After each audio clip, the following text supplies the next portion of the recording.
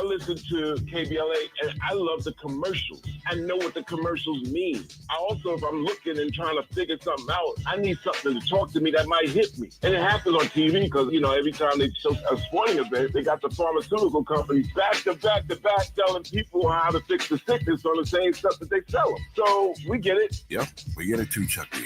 And that's why at KBLA Talk 1580, we don't black down. Drop it! Our freedom of speech is freedom of death. We got to fight the powers that be. Fight the power! Fight the power! Shine, flies, no time to waste while it's passing you by. Shine, flies, be patient, 'cause good things happen in time. We gon' get it right, we gon' get it right, we gon' get it right. We gon' get it right. Protests and anthems, yes, we chanting. A movement of people, it's like we dancing to the ministry of. It's the energy of, in memory of them that we love. The trinity of the people, the peace, the power, the truth. We speak the powers even louder. We can say it blacker, we can say it prouder. A woman vice president that went to Howard. Now we talk helping black businesses, and our differences is magnificent. Bringing light to the point where the prisons is. I was told good life is where forgiveness lives. The ascension is to leave what's left behind and feed the seeds with deeds that bless the mind, caress the mind, and question justify when you and God and time are best aligned.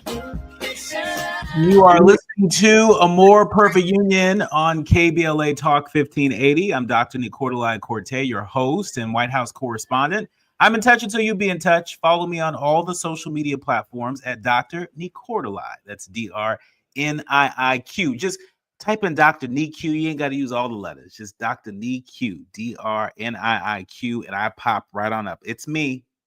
It's me. Also, be sure to download the KBLA app to listen to us live or on demand, or just simply tell Alexa to play KBLA Talk 1580. And there we are for your listening pleasure. Also, be sure to subscribe to A More Perfect Union podcast, powered by KBLA Talk 1580, the only Black-owned and operated talk station west of the Mississippi. And again, you'll have us right there in the palm of your hand.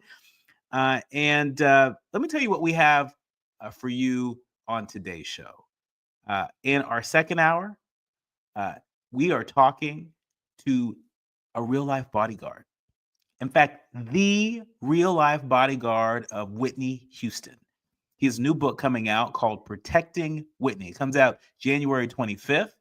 And we stretch out with him in the second hour, talking about his new book and so many stories that he has protecting Whitney for so many years. And so David Roberts will be joining us in our second hour.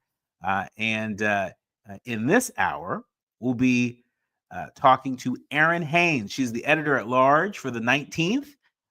She's been writing about some pretty newsworthy Black women in the Democratic Party. We're going to talk about two of her most recent articles and also get her hot take on some of the trending headlines of the day. But first things first, it's time for the good, bad, and ugly headlines of the day. And this one may not be so ugly, but it is important information. California wildfire in the Pacific Palisades, that wildfire has grown rapidly. NBC News reporting that a dangerous windstorm fanned blazes in the Los Angeles area, including the Palisades fire, while millions of people across Southern California are under a red flag warning. The Palisades blaze has burned more than, get this, 1,200 acres.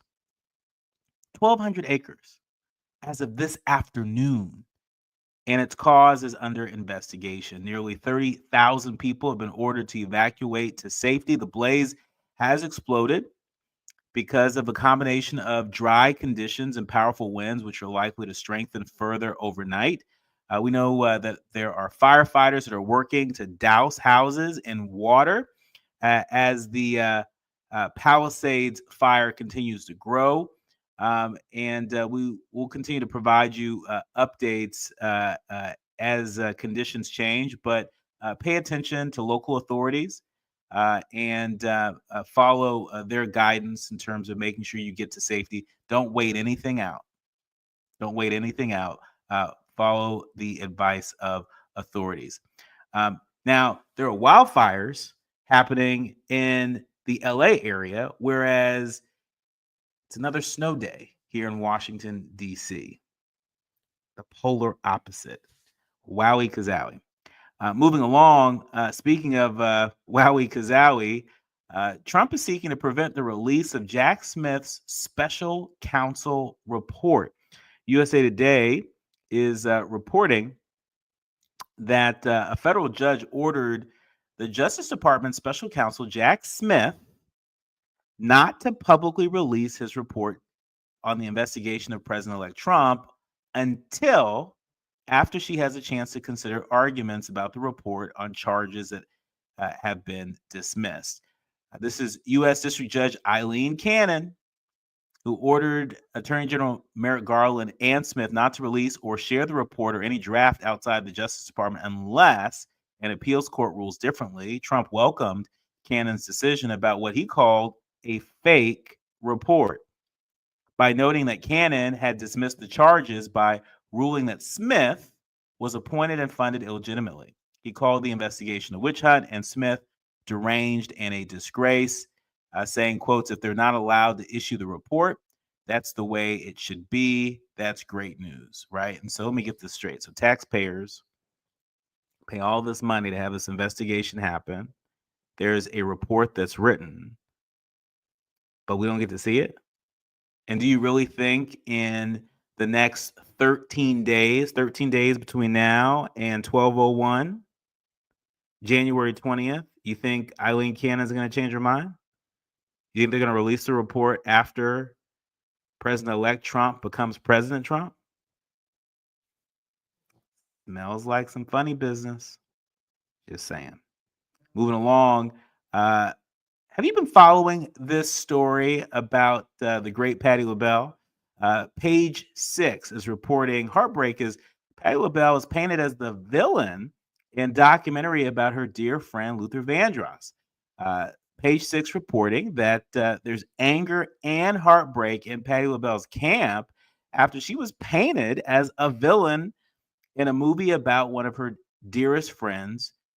LaBelle and Luther Vandross had been friends for decades, and the Lady Marmalade singer was even close with his family and helped to take care of Vandross till the end. But when the CNN documentary, Luther, Never Too Much, which aired on New Year's Day, was completed, LaBelle insiders were horrified to find that she'd been solely framed as one of the people who gossiped publicly about his sexuality, which he was notoriously private about. LaBelle invited the documentary producers to her home and sat for an hour-long interview to share stories about her late friend. That's what insiders told Page 6. But they edited out her interview because she refused to sign a release form when producers denied her request to see the final cut. But sources told us it feels like they set the vocal legend up and painted her as a villain by including a 2017 clip of LaBelle confirming years-long rumors about Vandross' sexuality during an appearance on Watch What Happens Live with Andy Cohen. And so, look, open invitation for Miss Patti LaBelle herself or for filmmaker Don Porter to join us here to talk about this. I've interviewed Don Porter. I interviewed her at the Martha's Vineyard Film Festival just this past summer and watched the film. And I certainly have my point of view in terms of how Miss LaBelle was depicted, but it's worth the conversation. This is what this show was all about, is re-examining some of our assumptions about ourselves, about each other, about the world. We can do so in love. We believe that. We believe that here.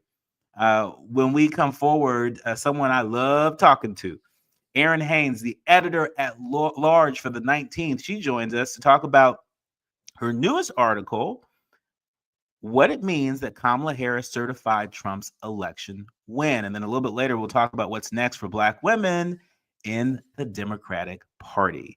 You are listening to and streaming A More Perfect Union in afternoon drive time right here on KBLA Talk 1580. More when we come forward. You're listening to A More Perfect Union on KBLA Talk 1580. We've got a lot to talk about.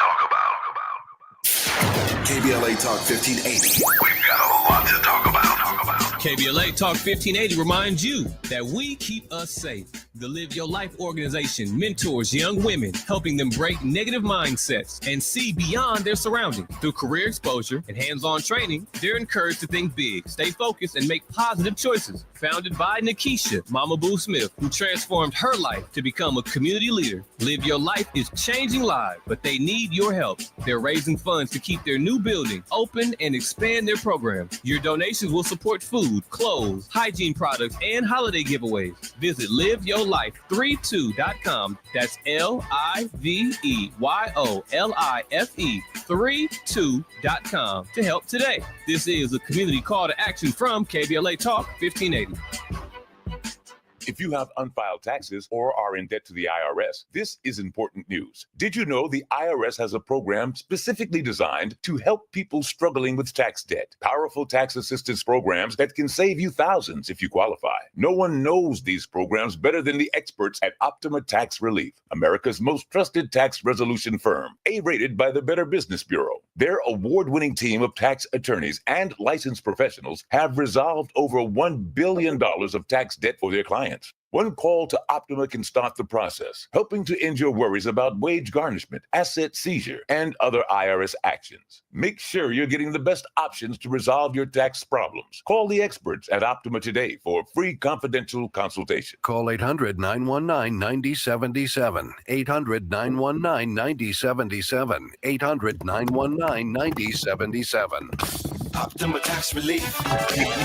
Some restrictions apply. For complete details, please visit OptimaTaxRelief.com. KBLA Talk 1580. We've got a lot to talk about.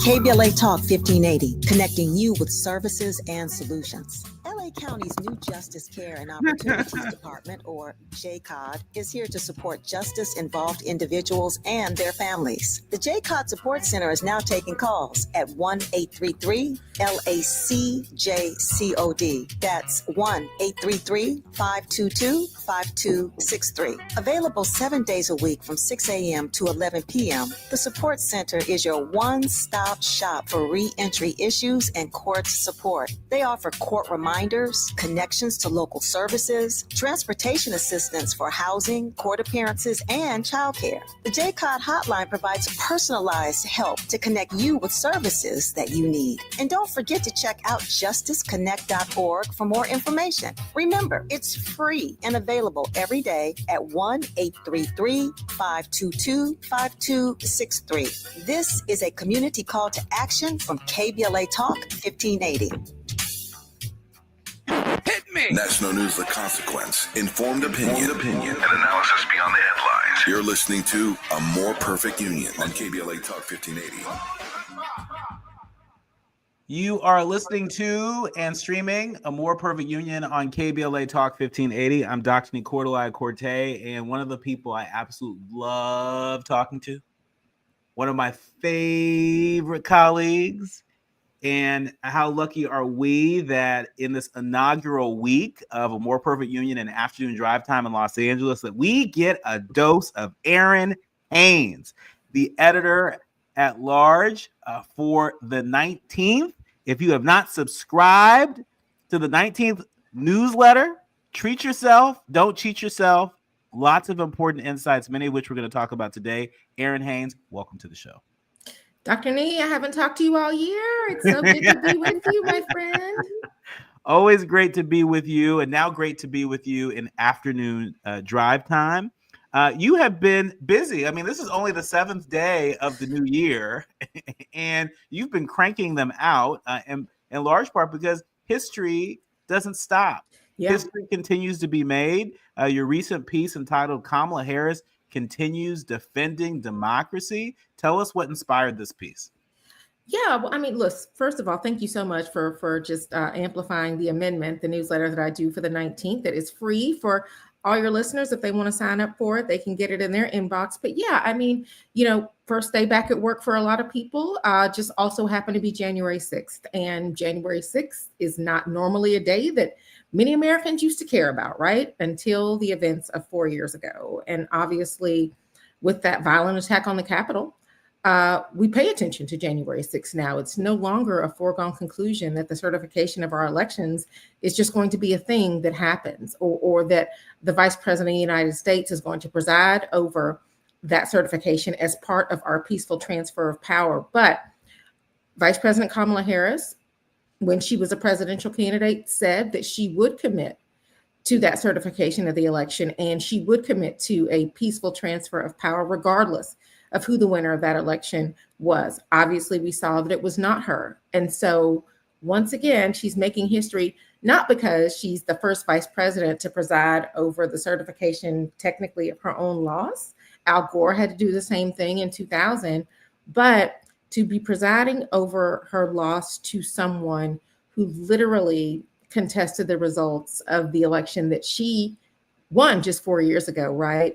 She and Joe Biden won as president and vice president 4 years ago, and who really tried to say that our elections were not legitimate, and encouraged his supporters to go to the Capitol. And we saw the events that ensued as a result of that. So that part was certainly historic. It was significant. And so to witness her doing that, even in defeat, for me, it just reminded me of just the long tradition of Black women who have been on the front lines of our democracy. And she was somebody who had to do that at this fragile moment in our democracy now. I wonder, at times, was it hard?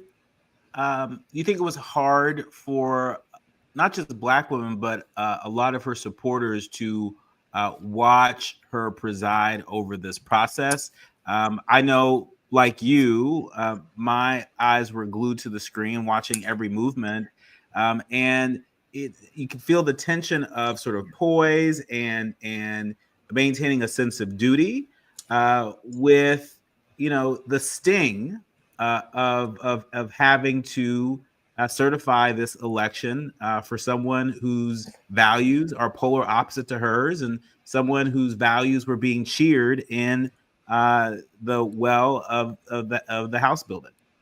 Yeah, I mean, you can't help but think that there was a lot of emotion in that room, and the events of January 6th still looming very large. I mean, she's doing this also at the scene of that violent insurrection, right? Like, she's literally doing this at the U.S. Capitol, where people tried to stop this very same certification process just 4 years ago. In 2021, it took 15 hours because that process was interrupted, right?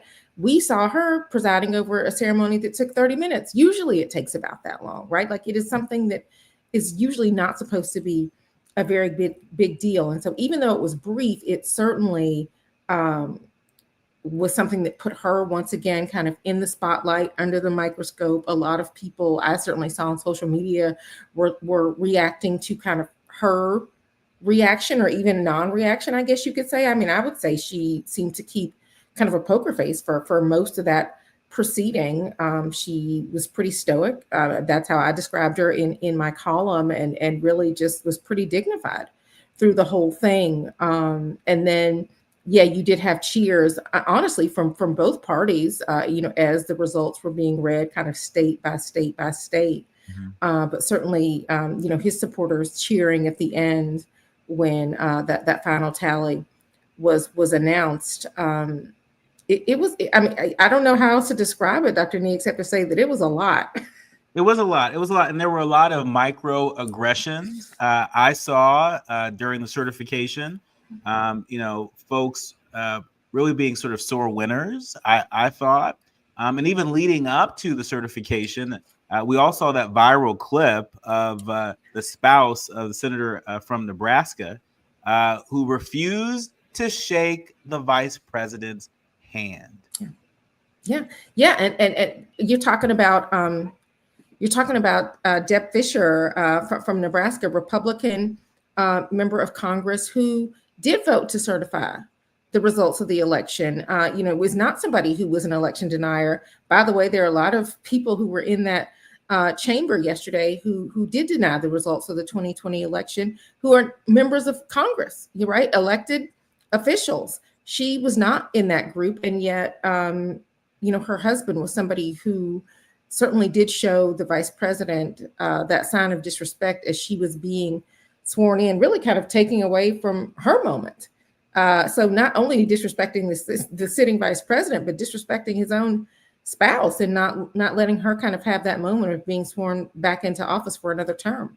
I mean, taking away from her moment. His hand is holding the Bible, and it's like, do you have any idea what love thy neighbor? You have any idea what that means? It was a low point, and you're right. I think it pulled focus from presumably the reason why he was there, to support his wife. Yeah, right? and the vice president performing yet another one of her duties, as vice president, to swear in, senators, and that. Again, being kind of this moment of disrespect.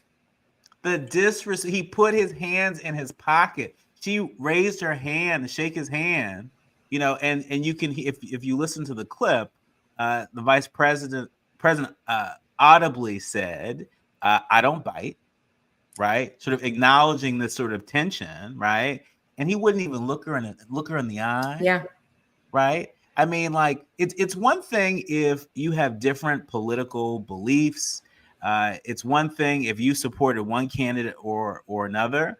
But, we've heard a word more in the past 4 years than we probably heard my whole entire life. And I'm 40. And that word is decency. Yes. Yeah. I was thinking civility was the thing that I was thinking about. I mean, because that is a thing that seems lost in our politics I think, and here's a word that you and I probably heard from our grandmothers: home training. Mm-hmm. It looked like there was a lack of home training at work there, because even if regardless of how you feel about somebody, regardless of what somebody's politics are, just basic levels of respect for people. That seems to be something that has eroded in our society and certainly in our democracy in recent years. That's right. Speaking of democracy, let's talk about the impact that you believe this will have around the world. No secret, you and I, in 2023, were part of the traveling press corps with Vice President Harris on her historic trip to Africa. We were in Ghana and Tanzania and Zambia. And particularly in Zambia, we heard from the Zambian president in terms of the importance of democratic norms. And it served as a reminder that there are democracies much younger than ours around the world that are paying attention to us. Are we who we say we are? Do we really believe in the rule of law? Take, Trump, Harris, and everybody else's name out of it. Does democracy stand outside of any personality? Talk to us about how you think the certification by Vice President Harris might play around the world. Yeah, well, listen, let me also I'll be a reminder for folks, speaking of that trip that we took to Africa. If you folks didn't have a chance to read Kamala, the Motherland, and Me by Dr. Nee, I highly recommend it. It was such great perspective on that trip.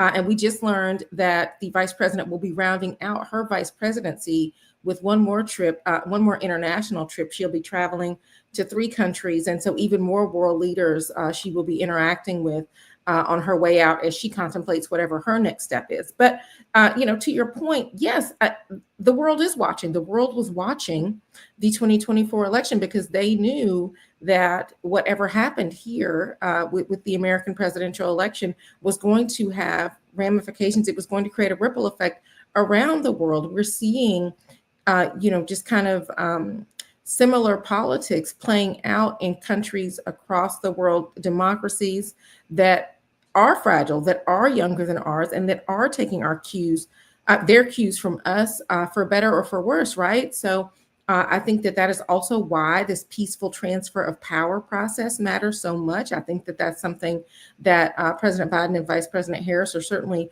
aware of. And so, now that January 6th is out of the way, right? We now look ahead to January 20th, Inauguration Day, that final kind of peaceful transfer of power process, to see how that goes. I know the world will be watching to see what happens on Inauguration Day and what cues other countries can take for how that day goes as well, not just from the outgoing administration, but obviously as that transition happens and you have the new administration coming in.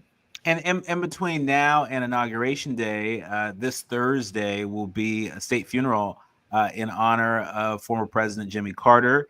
The former president's body arrived in Washington, D.C. today. I had a chance to catch a little glimpse of the procession to the Capitol, where the former president will be lying in state now through Thursday. And so I certainly intend to get over to the Capitol and pay my respects long before Thursday, where I'll be covering that. And we'll have a very special episode of A More Perfect Union for you then. But amazing. But when we come forward, there was a line in your piece that I want to dig a little bit deeper into.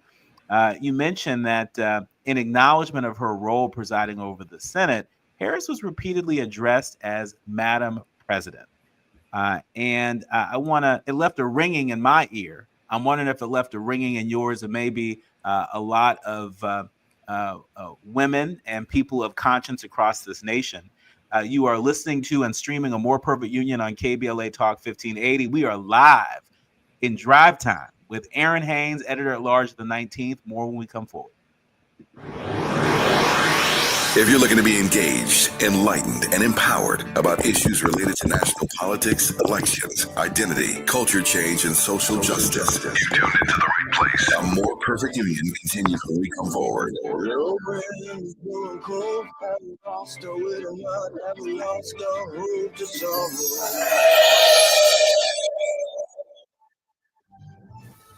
I'm Amber Payton with 4 things you should know from BIN News. The Palisades fire burning in the hills above Malibu has grown to 200 acres, driven by 40-mile-per-hour Santa Ana winds. Residents are on alert and schools are evacuating. Fire crews from multiple agencies are working to protect homes as embers threaten rooftops.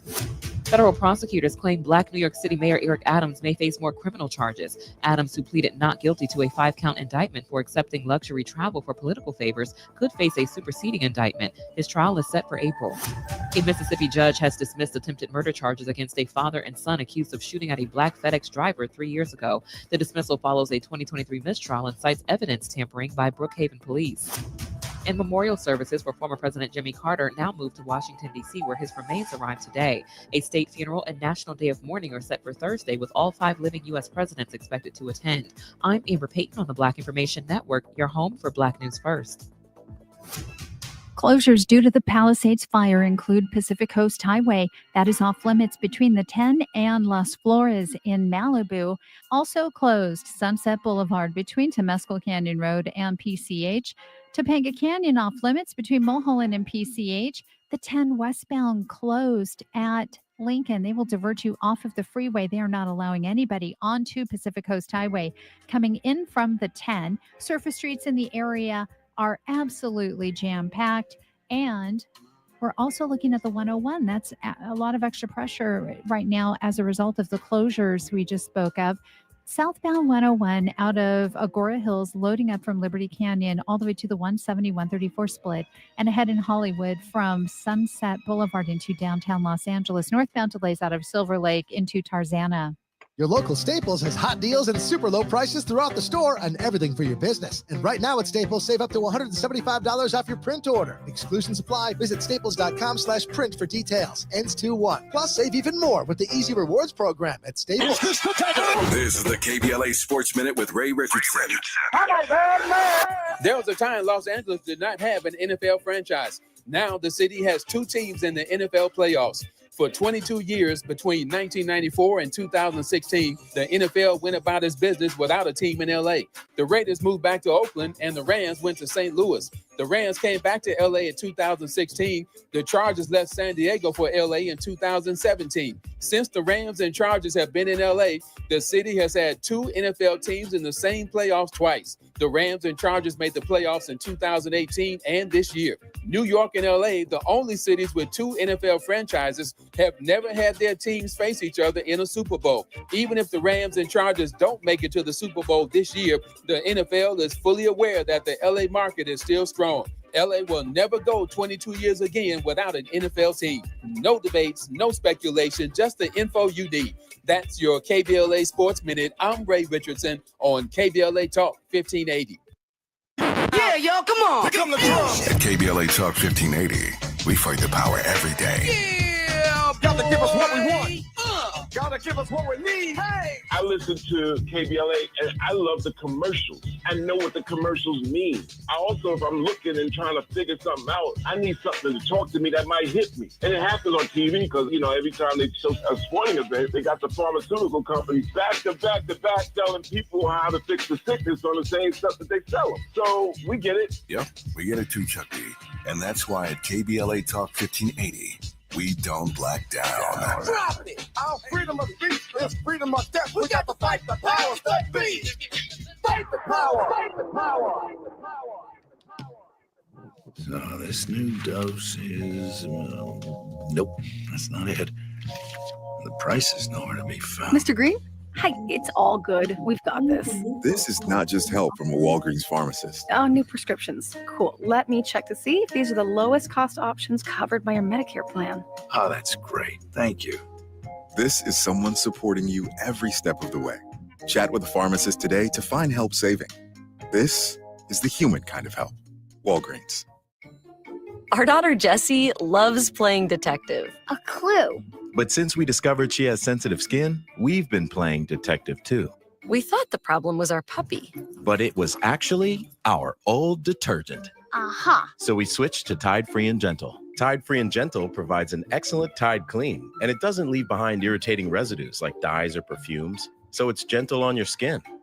Case closed. If it's got to be clean, it's got to be Tide Free and Gentle. KBLA Talk 1580. We've got a lot to talk about. KBLA Talk 1580, connecting you with services and solutions. If you need help getting your resume in order, finding job training, or landing a job, we've got 3 great options for you. First, the City of Los Angeles has WorkSource centers across the area offering free job support. The California Workforce Development Board can help you with everything from GED prep to vocational training at no cost to you. On the federal level, the Department of Labor's American Job Centers offer a full range of services for job seekers and businesses alike. Visit careeronestop.org, or for more info, just call California's Help Center or visit cwdb.ca.gov or call 916-657-1440. For the City of Los Angeles programs, go to ewdd.lacity.gov or call 213-744-7300. All these services are free to help you get your next job. This is a community call to action from KBLA Talk 1580. Now back to building a more perfect union on KBLA Talk 1580.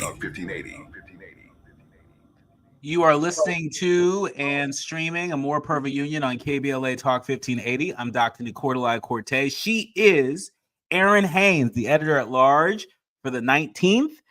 If you haven't already, you got to subscribe, as I have, to the 19th newsletter. It's lots of very solid information. It's information that you can trust. The analysis is spot on. And here and there, you also might get exclusive content from the 19th. And so our thanks to Errin Haines for joining us. So before the break, we were talking about your latest article about Kamala Harris and certifying the election. And it's not lost on me, not lost on you, that as part of that process, because she is the president of the Senate, they referred to her as Madam President again and again and again, left a ringing in my ear. Did it do that for you? It absolutely did that for me. I mean, how could you not hear it, Dr. Nee, right? I mean, every time you had one of the tellers come to the podium to announce the results of yet another state, they would begin by addressing her as Madam President. And so it was really just kind of another reminder, I think, for folks of what could have been, right? What didn't happen. And so I think that the optics of the moment that we are in right now, it was just kind of another one of those moments. I'm feeling like there are probably going to be more of those between now and the final transition. Yeah, I agree with you on that. And speaking of transition, look, the Democratic Party is not just in transition, but it feels like the DNC, at least, not the state party so much, but the DNC is in the wilderness. There is this race for DNC chair. There doesn't seem to be a whole lot of excitement for any one person. But you wrote a very provocative article entitled, "Why Aren't Black Women in the Conversation to Lead the Democratic Party?" Tell us what inspired that piece and whether or not you've heard of any Black women picking up the mantle in that call to action. Yeah, I mean, listen, so this was, maybe a month out from the election. And of course, on the other side of the election, there are all these kind of postmortem autopsy, what went wrong, what did Democrats do wrong? And so there's this conversation about, the need to kind of get away from identity politics, for example, or, there was too much talk about wokeness. And so you start to see kind of these names emerging, and most of the names that were emerging were white, male, or both. And I'm thinking, how is that possible when you know that the most loyal and consistent voting bloc for Democrats in this country are Black women, right? And we know that they did a lot of the heavy lifting, frankly, in this election cycle to try to get Vice President Kamala Harris elected. They were unsuccessful, but it certainly was not for lack of trying, right? So that made me really wonder what is going on here. Is it that it doesn't occur to them that a Black woman should or could lead the party? It's never happened before on a permanent basis. Now, Donna Brazile was the interim chair of the Democratic Party, but never has a Black woman been elected Democratic Party chair. A Black man has been elected chair before, but not a Black woman. And then I also wondered, well, maybe on the other side of this election, I know so many of the Black women that I talked to, Black women organizers, Black women elected officials, Black women in politics, were, they were reeling. They were feeling unappreciated. They were feeling undervalued. And so they're kind of looking inward, wondering kind of what is the best use of their time, their energy, their resources going forward. And for some of them, DNC chair is not it, right? Like we know it, it's a thankless job, but that's really not the point, right? The point is, why aren't they being considered? When has that ever stopped anybody from asking a Black woman to do something before, right? I mean, I got two words for you, Michelle Obama, right? And by the way, do not ask Michelle Obama to run again in 2028. She's not interested. She's not available. Like, please stop. Like, if they can keep bringing up Michelle Obama, like why can't they bring up a Black woman to at least consider running for DNC chair? Fair point. And for our leaders, learners, and listeners, I want to remind them that in the month since the Democrats lost the 2024 election, you write about this in your piece, that several names have emerged as contenders, including Ben Winkler, who's the current head of the Wisconsin Democratic Party, Minnesota Democratic Farmer Labor Party chair Ken Martin, and former Maryland Governor Martin O'Malley, all of whom announced their candidacies. We're also hearing veteran Democratic strategist and former Chicago Mayor Rahm Emanuel, who's the current U.S. ambassador to Japan. He was suggested as somebody who might fill the position. But there was somebody that you reached out to where I had heard their name in the streets. And so by the time I saw their name in your piece, I thought, I wonder if somebody's putting feelers out there. Talk to us about what Marcia Fudge, the former Secretary of U.S. Housing and Urban Development, and a former member of Congress, in fact, CBC chair, talk to us about what Marcia Fudge shared with you. Yeah, I mean, so Marcia Fudge was definitely one of the people that seemed to me to be, a no-brainer, at least to be considered for this job. I mean, this is somebody who, veteran member of Congress, as you said, before she was tapped to be the HUD secretary, and was an integral part of the Harris campaign for president. And so this is somebody who is no stranger to counting votes, no stranger to raising money, no stranger to messaging. And so I'm thinking, well, what about Marcia Fudge? I wonder if she's interested or if anybody's asked her. So I called her and I asked her, right? And and to your point, yes, I mean, I think certainly there were folks in, what she told me was that there were folks in Black Democratic leadership who had approached her about the possibility, but like the Democratic establishment was not checking for her. Like she was not somebody whose name was in their mouths, right? And I thought that was interesting. But what she ultimately told me was that she had decided for herself. I mean, she wasn't waiting to be considered or asked. She was taking herself out of the running for that role because she just didn't think that she just wasn't interested in doing the job. And so, there were a couple of folks kind of like that, but again, it is not for a lack of a bench among Black women in the Democratic Party. You just had, for example, Barbara Lee, California Congresswoman who, had run for Senate unsuccessfully. What is Barbara Lee going to do next? DNC chair seems like something that could be open for someone like her, beloved in the party, somebody who knows, has a lot of relationships. And yet that's another name that just kind of wasn't mentioned there. A record 7 Black women were Democratic Party state chairs, just like Ben Wickler out of Wisconsin, right? Why aren't they also being mentioned? Well, I saw that mentioned in your piece, and right away I thought something wrong there. If the 7 Black women that are leading Democratic parties in various states, just like a number of these frontline contenders, right? Yeah. Like, why is their name not in the mix? We've got to ask that question. And one other name that I would submit in the mix, just based upon the chatter that I've been hearing, and maybe you've been hearing their name as well, former California Senator LaFonza Butler. Yes. I mean, former president of Emily's List, history-making president of Emily's List. And yes, what will she do next? Obviously, as I'm sure I don't have to tell you or your listeners, long history of organizing in California. So, I mean, somebody who also has the credentials to do this job, if that was something that she wanted to do. Look, I mean, I will also say that I'm hearing, Black women.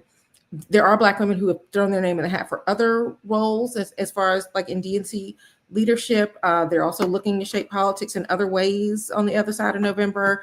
And I think the bottom line is like that we're never not, as Black women, going to be involved in our democracy. But I think the question going forward is how. Mm-hmm.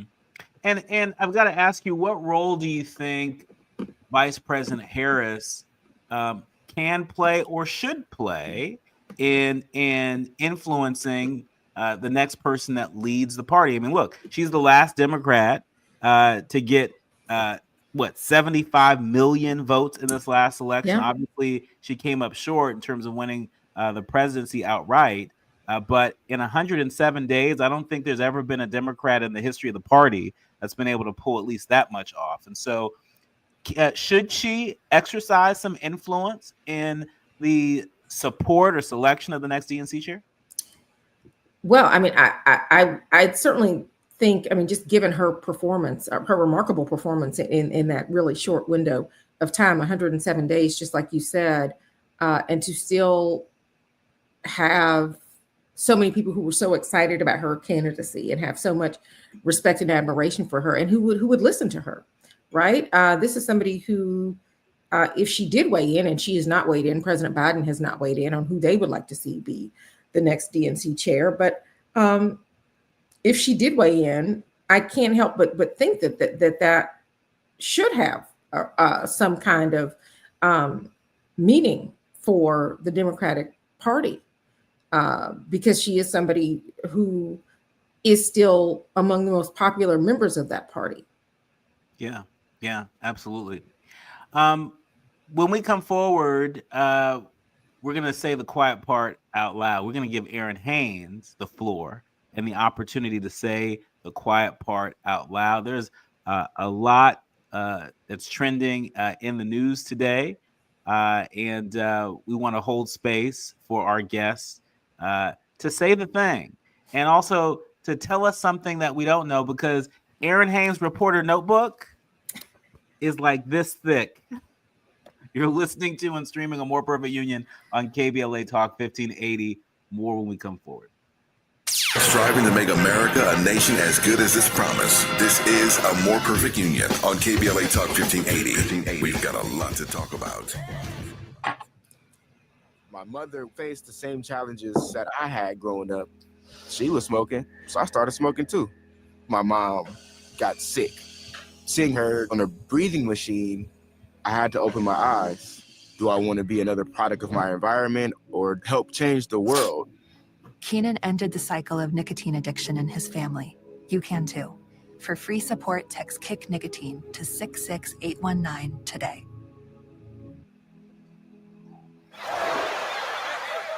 Hear that?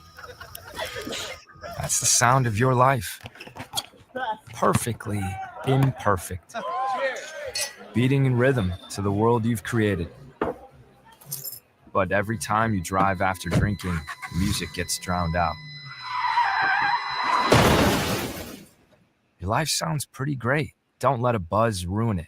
Buzz driving is drunk driving. Don't drive buzzed. A message from NHTSA and the Ad Council. Ever have one of those days where your gut just feels blah?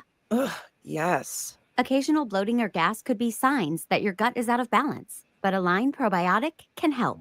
Align 24/7 Digestive Support is a daily use probiotic with a unique strain to help relieve occasional digestive issues. It's the #1 doctor recommended brand. So when you feel the signs, it's time to try Align. Align Probiotic. These statements have not been evaluated by the Food and Drug Administration. This product is not intended to diagnose, treat, cure, or prevent any disease. Want to play a game with me and Dad? Mommy's not feeling good.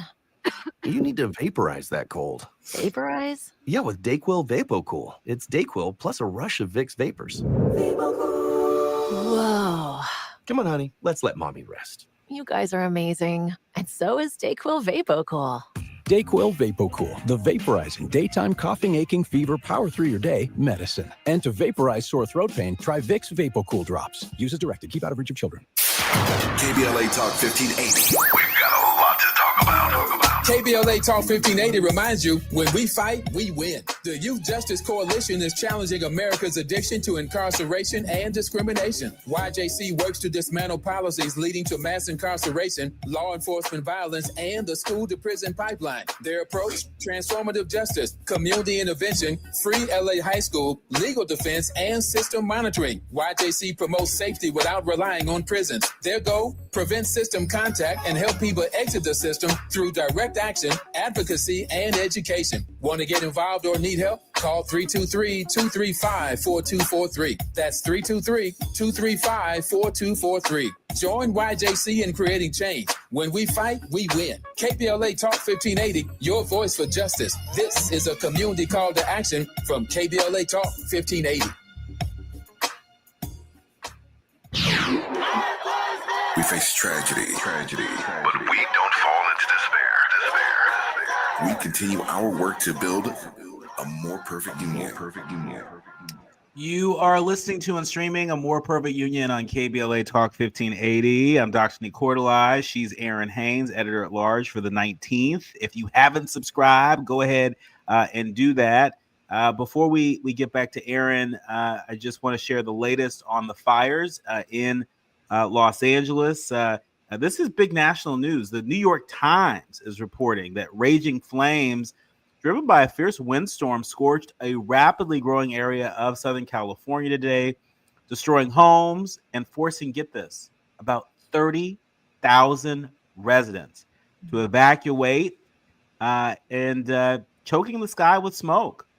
Officials are warning that the worst has yet to come. The fire has forced the evacuation of the Pacific Palisades, which we all know as a more affluent coastal neighborhood in west of downtown LA that's home to some 24,000 people. We know that there is some snarling traffic for miles along Sunset Boulevard, fleeing residents. We also know that gusts of up to 100 miles per hour, the strongest Southern California has experienced in more than a decade, were forecast through lunchtime tomorrow. It's lunchtime on Wednesday. And so be careful out there. Be cautious. Listen to local officials. And by all means, stay out of harm's way. Don't try and wait anything out. It's not worth it. It's not worth it. But switching gears, I'll tell you what is worth it. Turning through the pages of Errin Haines' reporter notebook. I will never pass up an opportunity to talk to a journalist and get some sense of what they're seeing and hearing. Errin, tell us something that we don't know. Oh, wow. Something we don't know. I